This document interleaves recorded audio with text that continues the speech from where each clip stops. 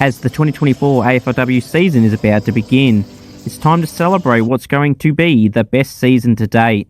Last year, Brisbane won the big one against North Melbourne in a thrilling contest. But this year, the race is wide open. Will we see the Brisbane Lions go back-to-back? Or will we see a new team race a cup at the end of the season? Will we see a side like the Saints go from out of the 8 to winning the big one? Patrikios, Watson, Xenos, Wardlaw, Vesely and Smith will have something to say. Or will it be North Melbourne, a side filled with stars from experience? Two young guns, Garner, Birch, Ferguson, Gatt, Tripodi, Eddie, Martin and O'Shea. Or is it the Demons? 5 experienced players go out, but young stars like Bassano, Witherspoon and co will have an impact. And of course, star trio Horse, Zanker and Mithen have something to say about this year's flag race after last year's disappointment. Can the young dogs rise up to the occasion? New coach, new players, new leaders. Sometimes change comes in a good way. Blackburn gets some support in the team via young stars Greg Butterfint and Chrissy Lee Turner. And new recruits ready to prove a point in Smith, Arends and McKee. Or can a team filled with young stars at Adelaide who dominated this year's draft, bringing in Young, Goody, Window, Brooke and Brooksby, surprise us all? Stars in this competition galore, headlined, just to name a few, Conti, Garner, Marinoff, Gardner, Toogood, the Prosparka sisters, Malloy, O'Driscoll, Patrikios and Dawes. We can't also forget the future of this competition. Loz Young, Charlie Rowbottom, Sinead Goody, Ella Roberts, Charlie Thomas, Brenna Tarrant, Sophia Hurley, Alicia Pisano, Elaine Grigg, Ali Morford, Holly Cooper, Ali Dalloway, Ella Heads, Matilda Schultz, and of course last year's Rising Star winner, Zali Goldsworthy. So many talented players ready to have insane seasons. I know I'm excited. Are you? Welcome to season 2024 of the AFLW. Let's go! Let's go! We always wait for victory. Every time we're alone, all the world. We're ready to go. Go Lions, here's the Lions. We'll kick the winning score. Go here, the money roll.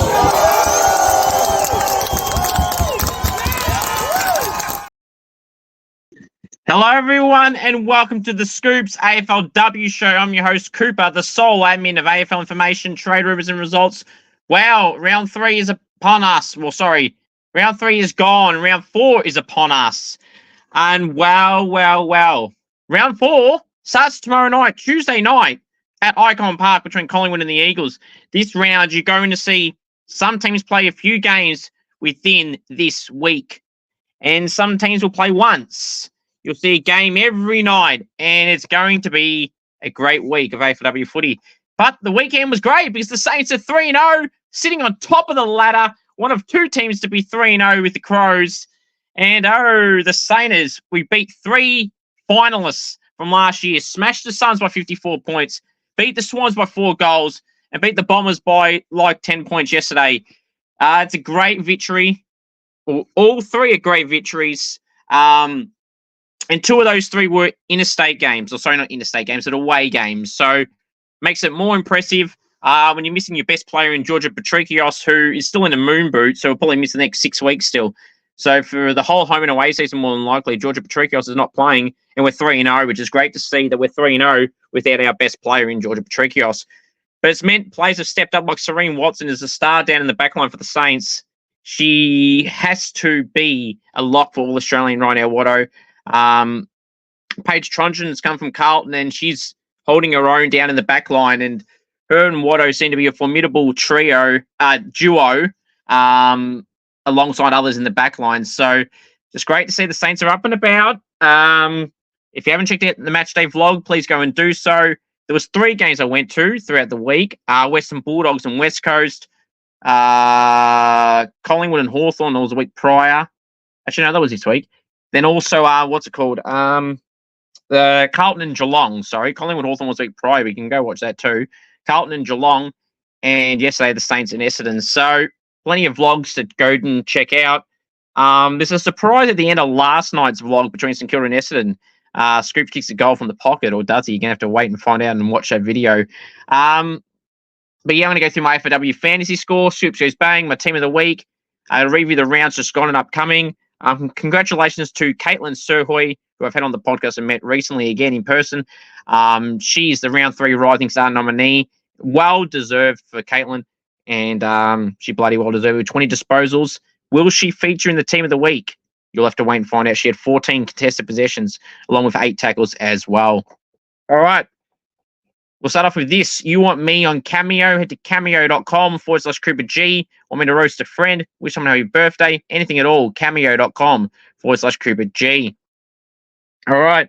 If you know any AFL, AFLW players, any up-and-coming draftees, or any state league players, and you'd like to see them on the podcast in a goal-kicking challenge or an interview, please send me a message and try and get something sorted. We're aiming for 20 likes to this video. Please subscribe if you haven't already. Share these videos and this channel to everyone you know. Get them to subscribe so we can hit 3K. I think we're 2 subscribers away from 2,800, which is fantastic, and I greatly appreciate you all. Also, too, this show next week, and Kick It to Scoops for that matter, both won't be on Monday night next week due to the AFL Brownlow. I don't want to clash. So, yeah. And there's a few other reasons which I can outline over time. But they'll probably be out next Tuesday and Wednesday night, more than likely, okay? Heading into round 5 of the AFLW and heading into the AFL Grand Final that week. So, yeah, look forward to that on Tuesday and Wednesday night next week. Alrighty. It's time for the world-famous segment, Scoops Goes Bang Boom. Well, Scoops, what are you going to bang on about today? Tonight, today, whatever. Just one thing. It's not a major issue, and it's not the first time this has happened at Windy Hill. But the security at Windy Hill are terrible. A lot of people are getting pissed off with them. So, because it's, more accessible for people to be amongst the players and everything like that, and the facilities aren't like AFL grounds, like GMHBA, Marvel, MCG, Adelaide Oval, etc. So the players sometimes have to go through the crowd, and they want to separate, a gap where people push back or the ones that are against the fence to stay there so the players can walk right through. And if you can see in my matchday vlog at the start of the video, when you see the Saints girls come out, you see where that gap is, and that's fine, right? But what really annoyed me is the security during the second quarter and the last quarter, okay, about 5 minutes before the quarter finishes, right? About 5 minutes before the quarter finishes, the security telling people to get off the fence and staying out of the area and push back like 30 meters. Like, are you serious? The game is still on. It doesn't take people 30 minutes to push back. You can tell people to push back as soon as the siren's gone. The players aren't there instantly. They're still about 2 minutes away. It doesn't take that long to say to a few people, hey, can you please push back now? No worries, no problem. But to tell people to push back 5 minutes before a quarter finishes is pathetic. People pay to watch the game, not have security annoy them. It's pathetic. It's not the first time at Windy Hill. There's also a little gap in the pocket where the Essendon cheer squad normally are. Where the buildings are. And there's a little portion there in the corner in the pocket where sometimes they let people stand there. Sometimes they don't let people stand there. Sometimes they let certain people stand there. And I'm not talking people with media accreditations or players or staff, like just random fans. Sometimes they'll let them off. Sometimes they won't. Like, you're showing your inconsistencies. The security at Windy Hill are a joke. You need to make this clear where we can be. Do not tell us during the quarter to push back. You wait till the game is over or the break is about to begin. Not during the quarter when we have a right to watch the bloody game. Lift your game. Pathetic.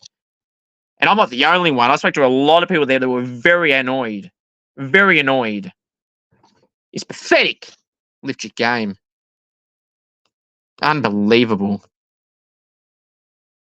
Hope you guys and girls enjoyed that edition of the world famous segment, Scoops Goes Bang. Now, also, if you would like to co-host on this show or help out in some capacity, please reach out to me on Instagram, AFL Info live. I would greatly appreciate it. I love doing this on my own, but I would love to have people on. That's the whole point of why I've been trying to reach out to someone, message me, and actually say they're going to do what they say they'll want to do. You vote on my poll saying yes. Well, don't lie. Right. Now. Okay. Now. What are we going to go through now? I reckon now we should go through my team of the week. What do you reckon, ladies and gentlemen? Let's go through my scoops round 3. AFLW team of the week. Keeping in mind, it is a best 21, which I'm not a fan of, but that's how it works. All right. So, from the back line, Lucy Cronin and Charlie Thomas. Back line, the flankers, Brenna Tarrant and Jade Britton. Centre half back, Serene Watson. Watto. Wingers, Ali Drennan and Mim Hill. Centre woman, Ebony Marinoff. Half forward line, the flankers, Ella Roberts and Sophie Conway. Centre half forward, Danielle Ponta. Forward line, Katie Brennan and Kate Shearlaw. Ruck, Mim Strom. Rovers, Charlie Rowbottom and Maddie Gurin. Interchange, Belle Dawes, Caitlin Surhoy, Abby McKay, Ash Riddell, and Eliza McNamara. Emergencies, Emily Bates, Jazz Fleming, Tay Smith, Laura Garner, Keely Shear, Tani Brown, Mia King, Jamie Lambert, Ash Richards, Jazz Garner, and Mia King. Reasons, well, let's get the team up, shall we? So this is what I've gone with. I want to give a huge shout out to Charlie Rowbottom, who had 42 disposals on the weekend, if you don't mind. 9 clearances, like 8 inside 50s, and like 26 contested possessions. Just an insane performance from an insane player is Charlie Rowbottom, a young star for a reason. She's been a star last year. She polled really well in my Brownlow votes last year, and I'm sure she'll be up there again this season, along with Ebony Marinoff, who just killed it this year. Serene Watson, key defender, having 22 disposals, like 9 intercept disposals, destroyed her opponent. Watto is an absolute star. BT the same. The Swans may have lost, but she was very good. 16 disposals, like 8 intercept disposals, 3 contested marks. BT was awesome. Jay Britton was a key contributor why the Eagles beat the Bulldogs and came back after the first 10 minutes of the game. She was really good off the wing and half back with 23 disposals. Lucy Cronin held Dakota Davison goalless, who was a contender for the Coleman this year's Dakota. Lucy in her 3rd game picked 9 for a reason. She's killed it. Charlie Thomas was the reason why Annalie McKee and the Bulldogs key forwards could not get on the scoreboard. Charlie Thomas was a rock down in the back line and was a key contributor as to why the Bulldogs weren't scoring.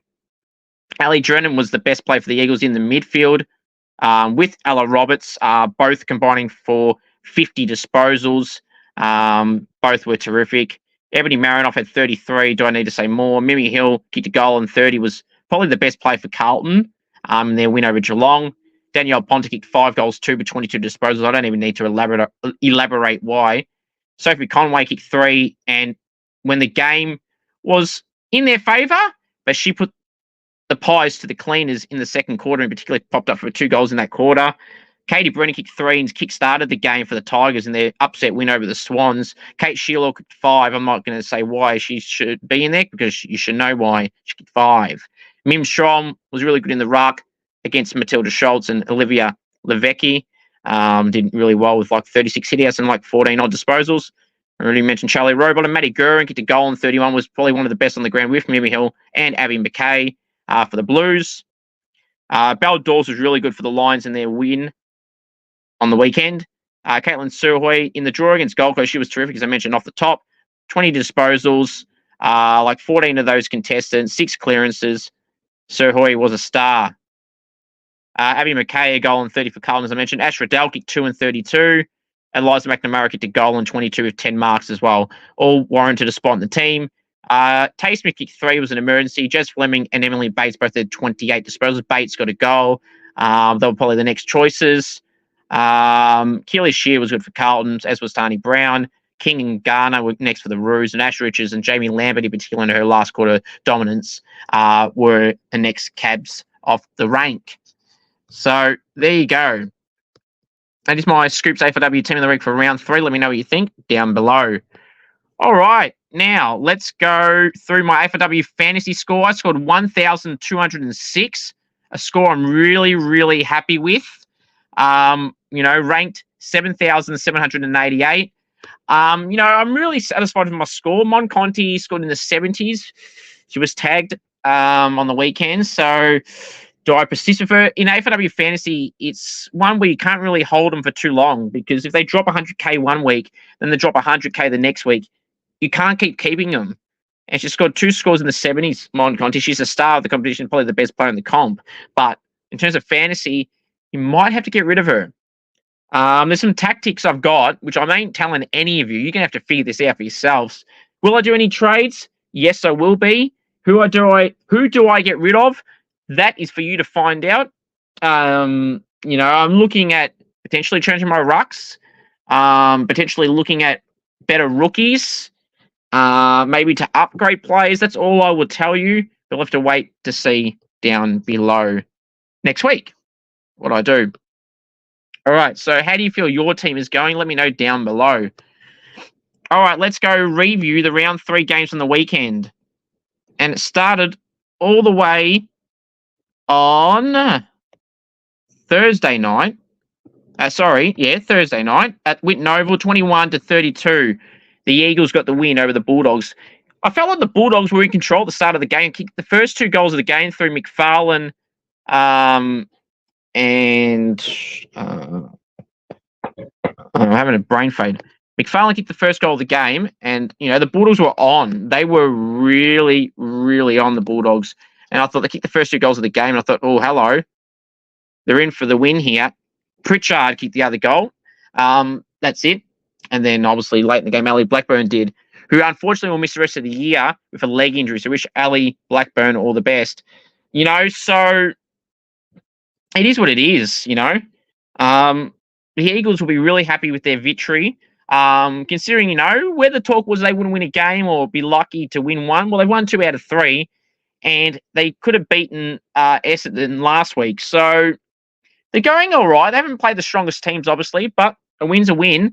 Jay Britton was fantastic, as was Ella Roberts and Charlie Thomas and Ali Drennan, as I mentioned just before. For the Bulldogs, Ali Blackburn was their best player again with Pritchard. I thought Jazz Smith had a really good game as well, playing up forward and pushing up the ground. But overall, the Bulldogs would be disappointed. They just couldn't get the ball inside their 50 yet again. That seems to be a big problem for them. And the Eagles, they just kept getting inside 50 after inside 50, and they punished them when it mattered. I thought Abigail Bushby, who was good as well for the Eagles.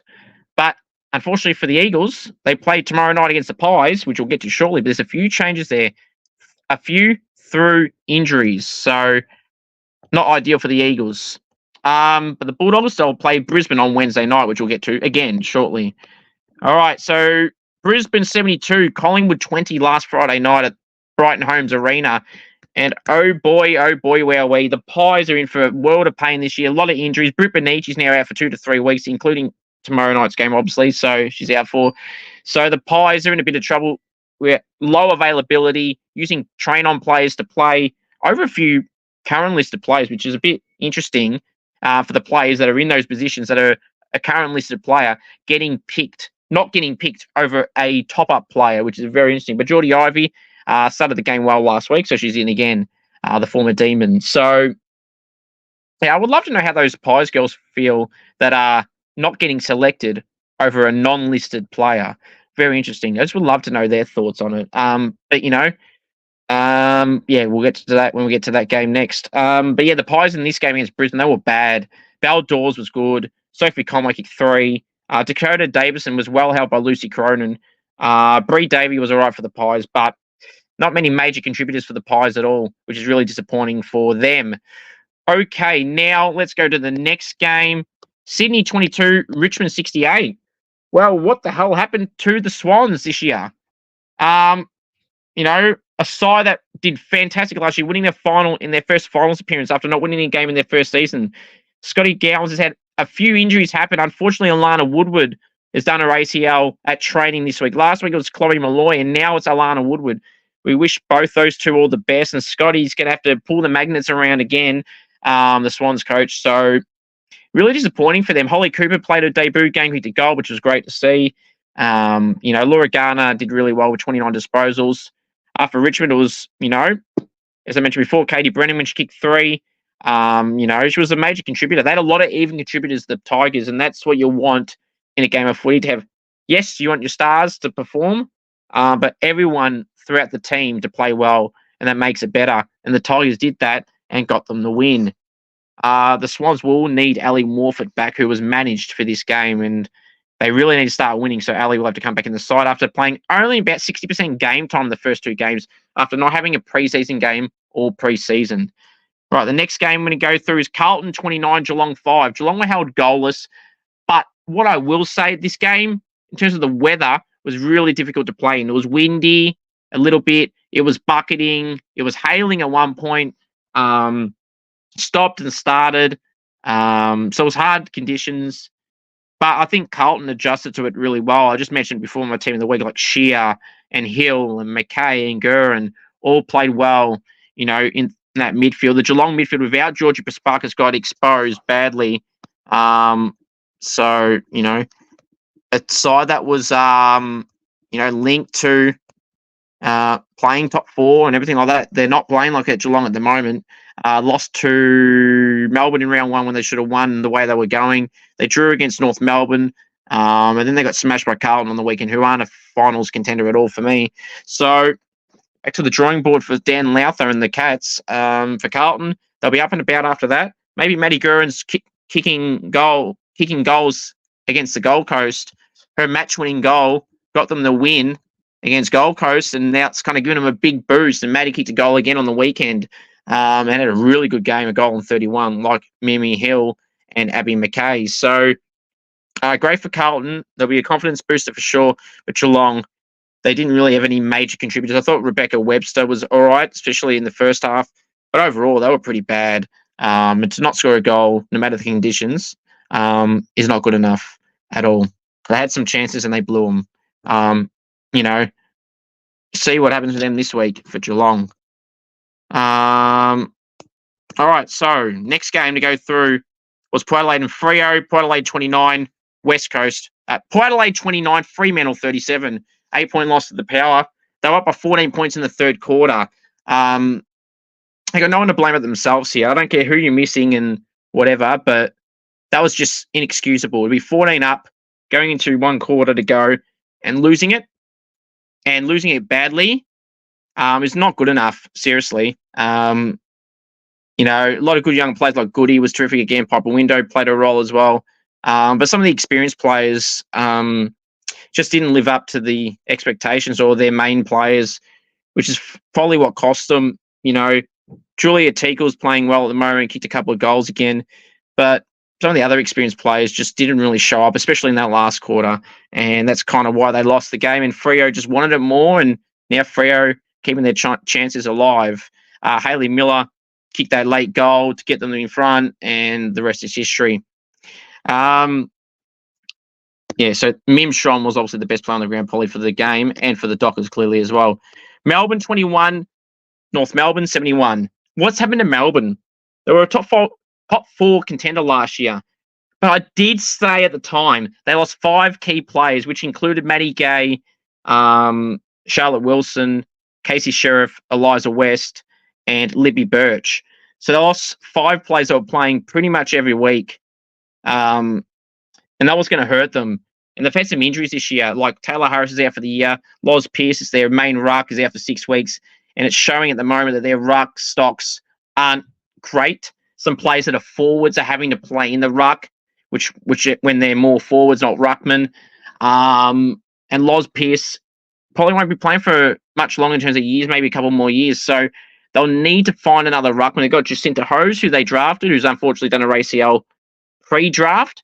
So obviously a long-term prospect. But in the meantime, they'll need someone else to fill the shoes. And at the moment, they haven't really found one. And unfortunately for them, they're going to have to stick with what they got because you can't bring in players from another club or anything during the season, or even as injury replacement players now. I predicted that this would happen for Melbourne.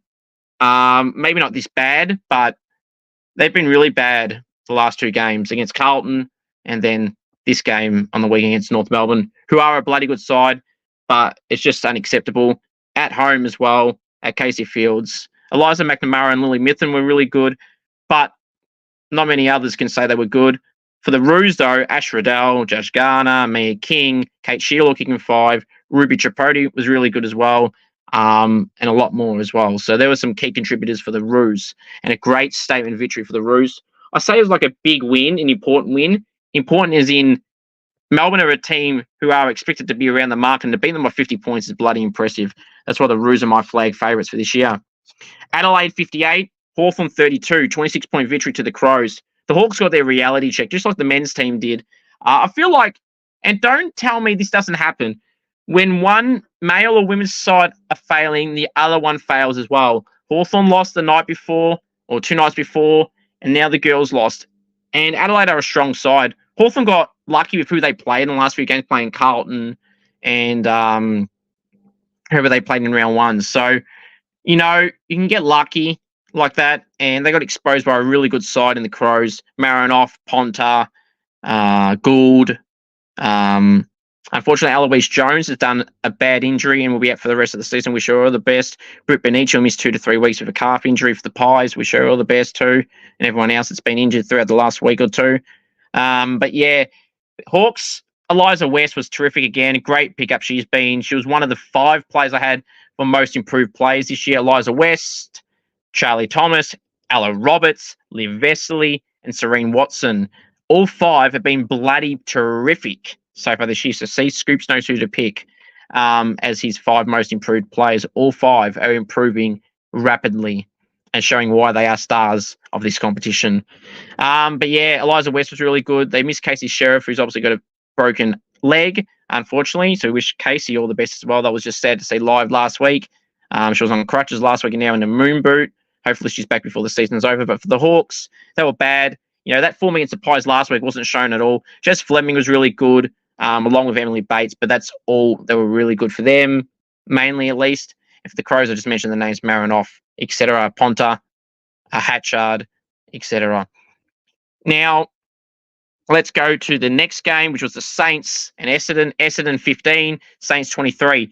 Essendon had a lot of inside 50s in the first half, but then it was all the Saints in the second half. But both sides couldn't really capitalise on the scoreboard. The windy conditions at Windy Hill, blowing sideways, blowing back a little bit. It's always hard to get big scoring games there, especially on one side of the ground. And the sun's in your eye as well. It's just terrible conditions all the time there, hence the name Windy Hill. But yeah, I thought in the last quarter in particular, Serene Watson was great the whole game, but in terms of the last quarter, you had Watto, but you had Liv Vesely, Jamie Lambert, Jessie Wardlaw, Ash Richards, T. Smith, who had like 14 tackles, by the way. So all those players heavily contributed in the last quarter. Paige Trudgeon and Watto were 2 good contributors overall.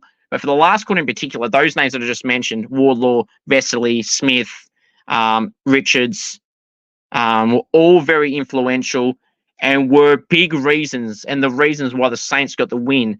I thought Wales for the Bombers was good in the ruck, but outside of that, Maddie Prasparkas was well held. You know, she had no impact on the game whatsoever. Bonnie Toogood's not playing, I get that, but St Kilda's missing Patrikios, so that cancels each other out. So the Saints got the win. That's the most important thing. 3-0 on top of the ladder. Let's go. Let's go, Saints. Right, the next game and the final game is a draw. GWS and Gold Coast, 36 apiece. Jamie Stanton kicked the winning goal? Losing goal? The draw the scores level.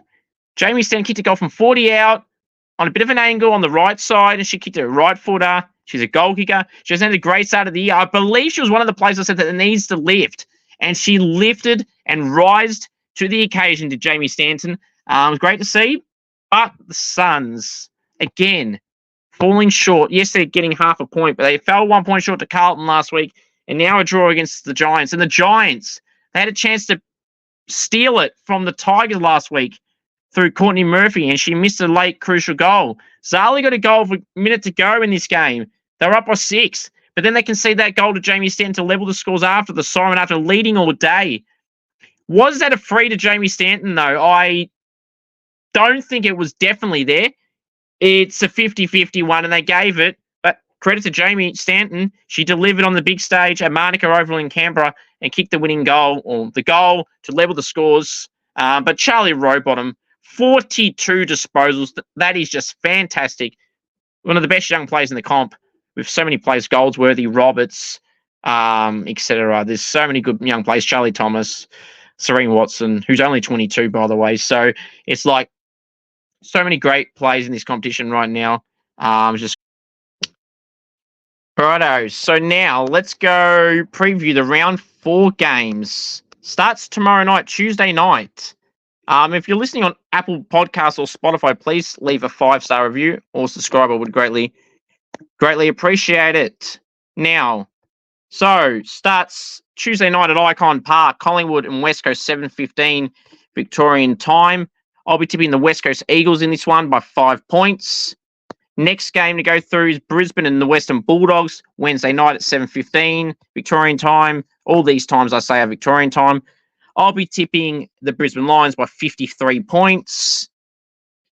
Thursday night at Icon Park, 7:15. I got Richmond hosting Carlton, or we've got Richmond hosting Carlton. I'll be tipping Richmond in this one by 10 points. Richmond are the home team against Carlton and Icon Park. Figure that one out. Get it if it's another team they're playing Richmond like Collingwood are, but they're playing Carlton at Carlton's home ground as the home team Richmond are. Very strange that they're fixturing like that. I'll be tipping Richmond in this one by 10 points. Friday, 5:05 p.m. at Winton Oval. It's North Melbourne hosting Port Adelaide. Obviously, it's a venue reason. Obviously, the lighting at North at Arden Street isn't up to scratch yet, or doesn't fit the levels for a night or twilight game. But yeah, I'll be tipping the Roos in this one by I'll be tipping the Roos in this one by, I'll go 35 points at Arden Street. Sorry, at Winton Oval. Still 35 points. Saturday, 12:05, Collingwood, Gold Coast hosting Geelong, 12:05 p.m. on Saturday at Heritage Bank Stadium, Metricon Stadium, whatever you want to call it. I know it's neither of those names, but I'll still call it that. I'll be tipping Gold Coast in this one by 1 point. Fremantle hosting Melbourne, 2:05 p.m. I'll be tipping Fremantle in this one by 10 points. St Kilda hosting Hawthorn at Moorabbin on Saturday at 2:05 p.m. I'll be tipping the Saints in this one by 12 points. Saints by 12 points. Sunday, 1:05 p.m. at Thomas Farms Oval. Adelaide hosting Essendon. I'll be tipping Adelaide in this one by 30 points. Collingwood hosting the Western Bulldogs, 3:05 at Vic Park. I'll be tipping the Collingwood Football Club. In fact, take that back. I'll be tipping the Western Bulldogs by 1 point. That's 3:05 on Sunday. 3:05 p.m. on Sunday, Henson Park, Sydney, hosting GWS, the Battle of the Bridge 2.0, as they played last week in the men's, or 2 weeks ago. Swans won then. This time, I'll be tipping the Swans as well by 2 points. And the final game of the round, 5:05 p.m. at Mineral Resources Park in WA. It's West Coast hosting Brisbane. I'll be tipping Brisbane in this one by 12 points. West Coast, though, if they smash the Pies tomorrow night, smash like 30 plus, I'll give them a small chance at home. But Brisbane are a strong team. I'll be tipping Brisbane to win this by 25 points. All right. My final thoughts are simply this. You want me on Cameo, head to cameo.com/Cooper G. You want me to roast a friend, wish someone happy birthday, anything at all, cameo.com/Cooper G. Thank you for tuning in. The Scoops AFLW show next week will be on next Tuesday night due to the Brownlow. Thank you all. The most important thing of all to remember is go the Saints. And of course, acknowledge me, the one, and all aboard the Saints train. Then, now, forever, together. Go check out my vlogs and everything else. Go Saints!